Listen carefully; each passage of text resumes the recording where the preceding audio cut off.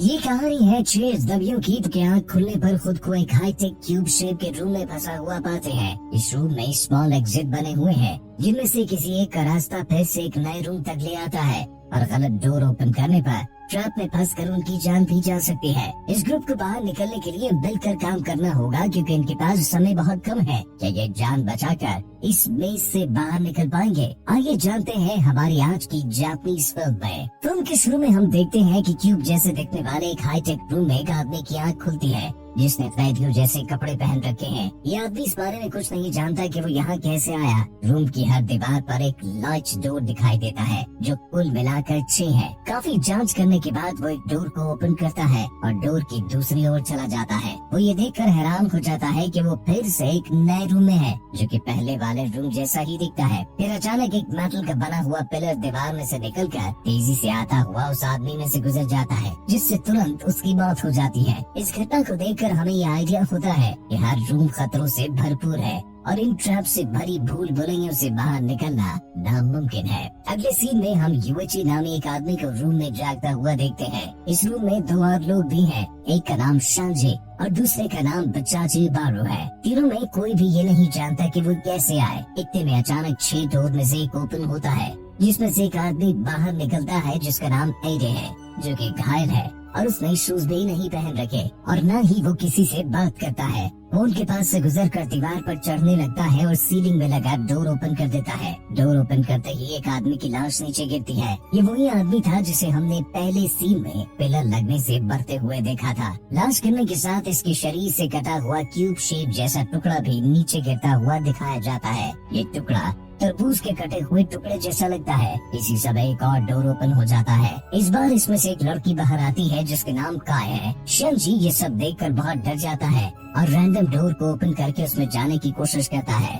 Array उसके पीछे जाता है और डोर पर चढ़कर आगे बढ़ता है। नए रूम में एंटर होने से पहले वो अपने शू को रूम में फेंकता है जिसे फेंकते ही रूम में आग भड़क उठती है और देखते ही देखते जूता राख बन जाता है। इससे ग्रुप को आइडिया हो जाता है कि गलत रूम में एंटर होने से कैसे उनकी जान जा सकती है। इस मेज में सुरक्षित रूम भी है क्योंकि कहानी में हर कैरेक्टर की आंख सेफ रूम में खुलती है और उन्हें यहाँ किसी न किसी सेफ रास्ते से ही लाया गया होगा। ग्रुप आहिस्ता आहिस्ता ईडे की हेल्प से डिफरेंट रूम्स में से होते हुए आगे बढ़ते हैं। शू टेस्ट करने पर वो कई जानलेवा बाधाओं से बच निकलते हैं क्योंकि एडी ही वो अकेला व्यक्ति है जो शायद मेज में काफी पहले से है और जख्मी होने के साथ साथ उसके दोनों शूज भी गायब हैं। सभी को ईडे पे भरोसा है। फिर वो एक ऐसे रूम में आ जाते हैं जहाँ युविची को फ्लोर पर एक बटन मिलता है जिससे वो रूम की वॉल पर मार्क लगाता है। ऐसा करने से सभी एक ही दिशा में बढ़ पाएंगे और रूम्स की पहचान करने में आसानी होगी। बटन उठाने के बाद यूची वापस ईडे को फॉलो करने लगता है। फिर हम देखते हैं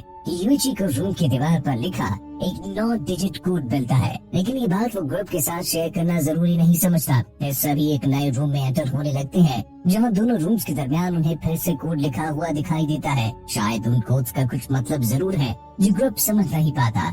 फिर युवची एक और डोर ओपन करता है जहाँ वो दूसरे रूम में एक और व्यक्ति को खड़ा देखते हैं जिसका नाम मिस्टर वांडो है जो सबको देखकर काफी खुश दिखाई देता है। वांडो का मानना है कि हमारे यहाँ होने का कोई न कोई रीजन है और जिसने भी हमें यहाँ डाला है वो यकीनन हमें सजा देना चाहता है और हम उसकी बंदी है।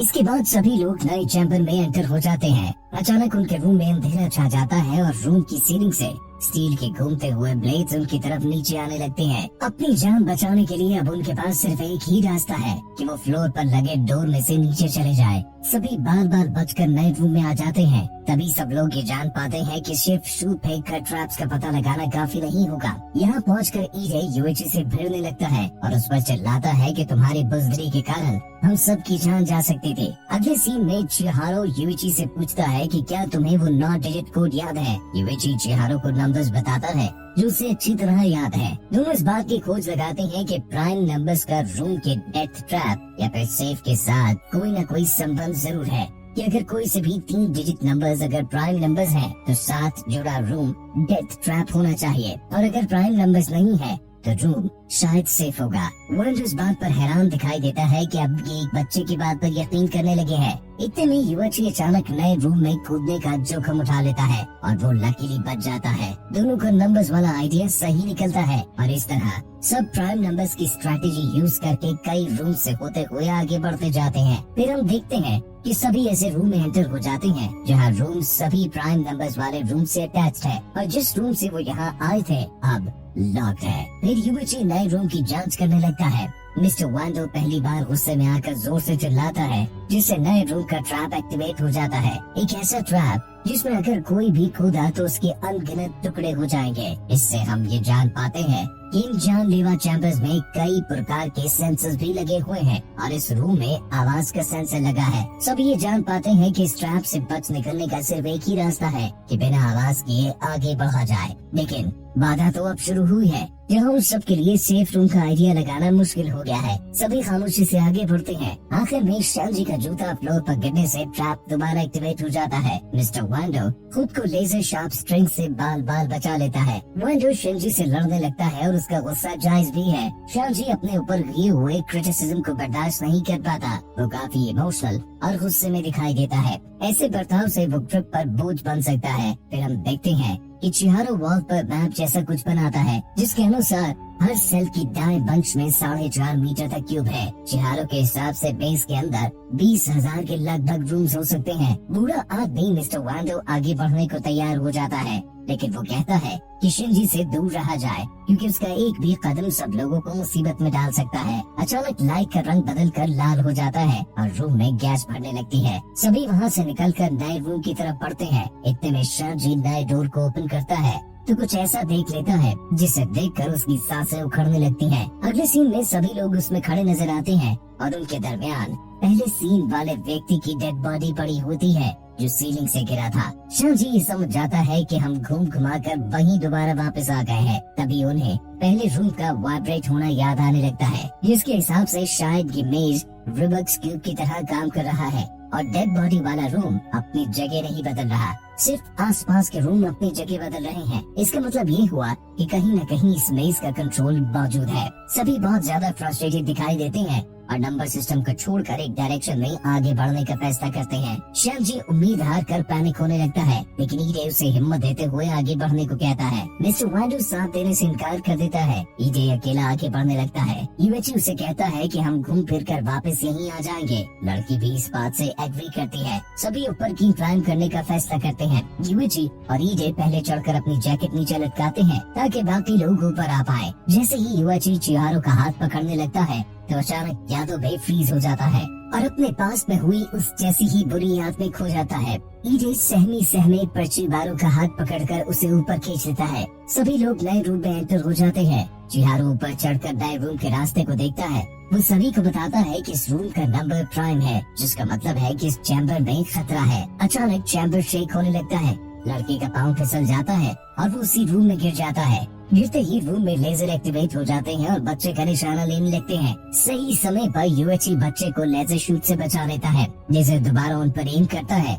इस बार ईजे आखिरी सेकंड में दोनों की जान बचा लेता है। तीनों रूम से निकलने की कोशिश करते हैं। ईजे सबसे आखिर में रह जाता है। इससे पहले कि युवची उसे बाहर निकाल पाता, लेजर ईजे पर एम कर देता है और इस तरह पहली बार ग्रुप में से एक मेंबर की मौत हो जाती है। अगले सीन में हम देखते हैं कि युवची नंबर्स को कैलकुलेट करके ऑर्डिनेट्स निकाल देता है, यानी एक्स एक्सिस और वाई एक्सिस के नंबर्स की मदद से आगे डायरेक्शन का आइडिया लगा लेता है। युवची अपने पीछे बने डोर को ओपन करके उसके नंबर्स चेक करता है और नंबर्स कैलकुलेट करके सबको बताता है कि हम इस मेज के एज से सिर्फ 3 रूम्स की दूरी पर है। सब रूम में एंटर हो जाते हैं सिवाय शिंजी के क्योंकि वो हार मान चुका है। युवची मिस्टर वांडो को लड़खड़ाते हुए देखते ही हाथ थाम लेता है। वो युवची से कहता है, मुझे लगता है कि अपने कर्मों की सजा मिल रही है। ये सुनकर वो फिर से अपनी लाइफ के फ्लैशबैक में चला जाता है। तभी अचानक रूम के बीचों बीच स्टील की सलाखें निकलकर रूम को 2 हिस्सों में डिवाइड कर देती है। ओल्ड मैन और शिंजी अलग डोर से निकल जाते हैं और बाकी ग्रुप मेज की एज को ढूंढने के लिए आगे बढ़ते हैं। लड़की नंबर 999 देखकर बिना किसी को बताए आगे निकल जाती है। सभी लोग एक सेफ सेल में आ जाते हैं। अचानक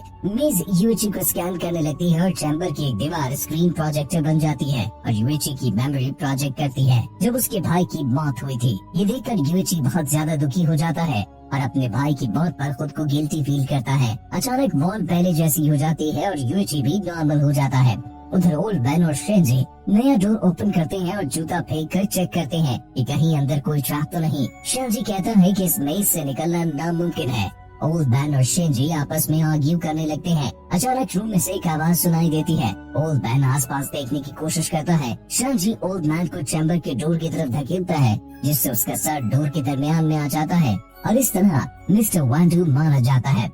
उधर शिहारो यूची से अपने भाई को ना बचाने की वजह पूछता है और ये कहता है कि तुम एक बुज़दिल इंसान हो। शिहारो फ्लोर का डोर ओपन करके उसमें कूद जाता है। यूची फौरन अपने बच्चे का हाथ पकड़कर उसे बचा लेता है। बच्चा यूची के गले लगकर रोने लगता है। लड़की नए डोर को ओपन करती है लेकिन इस बार दूसरी ओर कोई रूम नहीं, सिर्फ घुप अंधेरा है। सभी डोर में से बाहर देखकर हैरान हो जाते हैं क्योंकि वो क्यूब के एज पर पहुंच चुके हैं। बाहर बहुत बड़ी ओपनिंग है और उन्हें बिल्डिंग का एक बहुत विशाल स्ट्रक्चर दिखाई देता है। हाइट चेक करने के लिए यूएची अपना जूता नीचे गिरा देता है जो लगभग 3 सेकंड के बाद गिरता है जिसके अनुसार वो ग्राउंड से 50 मीटर की ऊंचाई पर है। तभी शिहारो दूर से कुछ देखता है और इशारा करता है। वो एक विशाल रूम देखते हैं जो दीवार में एक ओपन होल के पास से गुजर रहा है और शायद वही बाहर जाने का रास्ता है। बच्चा वहाँ तक जाने के लिए कोऑर्डिनेट्स के बारे में पूछता है।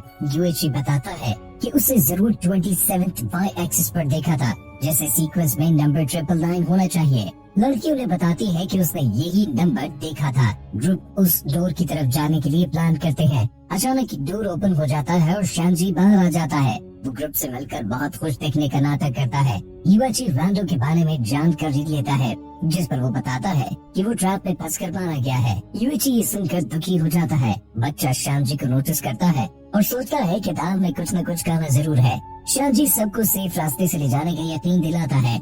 अगले रूम में बच्चा यूएची के कान में बताता है कि शेंजी झूठ बोल रहा है। तभी लड़की उन्हें बताती है कि उसे रूम 999 मिल गया है और डोर में चली जाती है। शेंजी बताता है कि इस रूम में भी ट्रैप है लेकिन अभी तक एक्टिवेट नहीं हुआ। बच्चा ये सुनकर दूसरे डोर से बाहर निकलता है। इससे पहले यूएची भी बाहर निकल पाता, शेंजी उसे नीचे खींच लेता है जिससे यूएची बुरी तरह फ्लोर पर गिरता है। वो शेंजी से पूछता है कि उसने ओल्ड मैन को क्यों मारा। शेंजी बताता है क्योंकि उसे सारी लाइफ मोह किया गया, बुरा बर्ताव किया गया और जुल्म किया गया। ओल्ड मैन भी यही सब कर रहा था, अब उसे किसी का डर नहीं। शेंजी यूएची को मारने पीटने लगता है।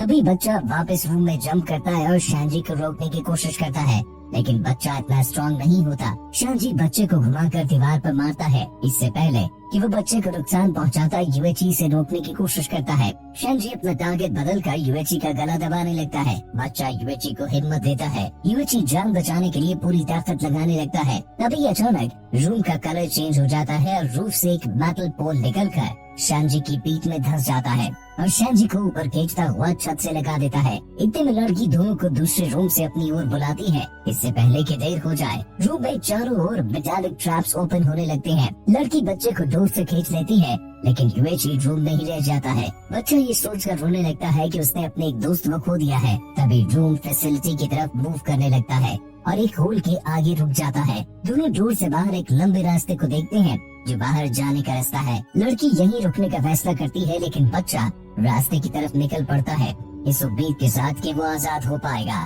फिर हम देखते हैं कि एक बॉडी चैम्बर में सीलिंग से गिरती हुई दिखाई देती है। ये यूएची है जो अभी भी आजाद होने की कोशिश में है। फिर हम देखते हैं कि सभी मरने वाले व्यक्तियों का डेटाबेस सेव किया जा रहा है। लड़की सीक्रेटली सब लोगों को मॉनिटर करती रही है और सबकी प्रोग्रेस को ट्रैक करती रही है। इस इंफॉर्मेशन और डाटा के साथ वो डोर ओपन करती है और दूसरी ओर नए प्रेजेंट से मिलती है। ये लड़की एलियन है और ये मेज भी एलियन ने इंसान की थिंकिंग को फैसला लेने की पावर को टेस्ट करने के लिए बनाया था। और इसी तरह दोस्तों फिल्म इसी बोर्ड पर एंड हो जाती है। ऐसी ही कमाल की स्टोरीज देखने के लिए हमारे चैनल इनसाइट हिंदी रिकैप्स को सब्सक्राइब कीजिए। धन्यवाद।